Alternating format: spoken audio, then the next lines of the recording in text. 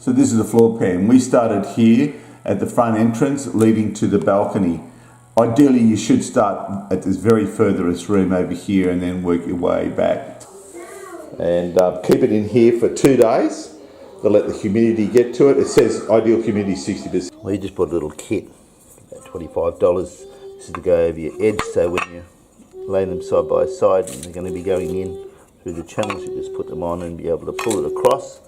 On spaces all the way around, adjustable spaces for depending on your thickness, and of course one of these contraptions, so you just put it on the floor and give it a hit with a hammer and push the board into each other. It's a long area going into a larger living area. Okay, so we've got a bathroom and a larger living area here and a kitchen area. So we can check the doors. This clearance of the front door is no good, so we'll be taking this off. This is the campus laminated. Laminated means all it is a photograph sitting on top of a composite timber put together and then laminated on top. With that side there, if I get a profile here, might be easier. It's really wide. It's the wider part of the board. That is not the tongue, as you would think. It's the little side. You've got your door jambs. Well, you can't leave a gap and you can't put it flush, so you're going to have to take that door jamb off around using this as a template. We're going to be going around the door frames in preparation and cutting off just the thickness of that. So this is a template floorboard, and I'll just put these spaces under here, which is the underfelt or the underlay. Here, put the tool on.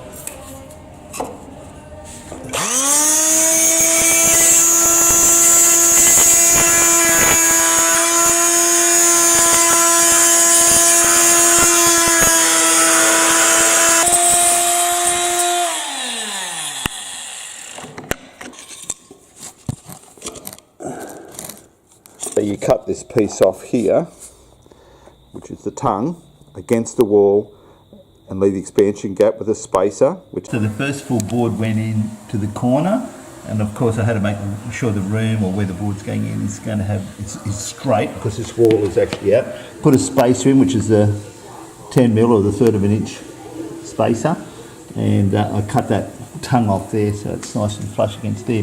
This one's going under the skirting here because it's only short skirting. This is the front door, and mine's unusual, but this is something you can do, which is, of course, you've got this little slope here. Now that's a bit of alloy there, just so that the water, which used to come under the door, can stop here, and that also gives me the extra tread, because we've now got a bit of a tread rise here, which is a trip, and then so it's going there. And then of course on top of that, under that, we got the board fitting under the second part, which is the U channel.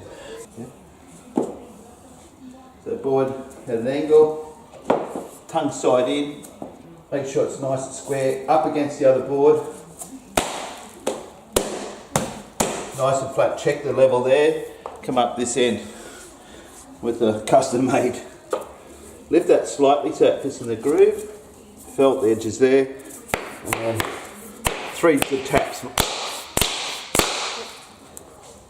And that should do it. If you've got someone else to help you, stand at the other end of the board to stop them moving too much, all the better. So after a full day, because I had to go and cut around under here, the door jamb, which was a pain in the ass, but there's the first lot of boards that are laid. So we're looking at the top run of the first step. As you come down, the floorboards have been laid up to a point so that to allow for expansion along here. So what we're going to do, instead of using the bullnose is what we've used on the other steps. At the top step, I'm going to put an alloy matte finished with a little tread in it across this step. So under the door jamb, this is where it becomes bloody hard again. After you take it off, you've got to allow for the, where it is under there, the actual support, you've got to allow for that gap. the expansion gap as well. Now this one's going around and then continuing. This piece of board here is further across than the other room. So put it into place and fiddle into place. And let's make a template out. Put it under. Yeah, going to close our gap now. Yeah, we've got an expansion down there. Yeah. Now this is in the toilet bathroom area. So this has a silver strip, which has got very, very small little grooves on it. It's a stainless matte finish.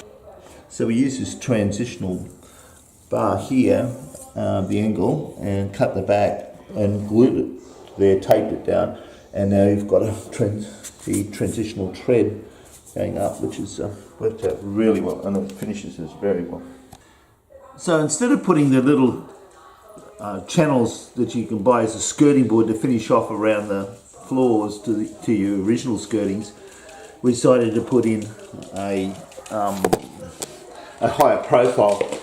We've got to cover this up with an angle. They sell you a U channel. Well, it's actually just called a channel.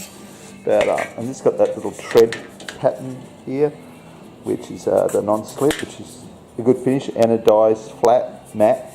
And so I've cut the angle that was sticking out here, so the flat piece that was sticking out here, I've actually cut it off with the angle grinder. We've got the completed project now. Of course, the new architraves. Come up very well.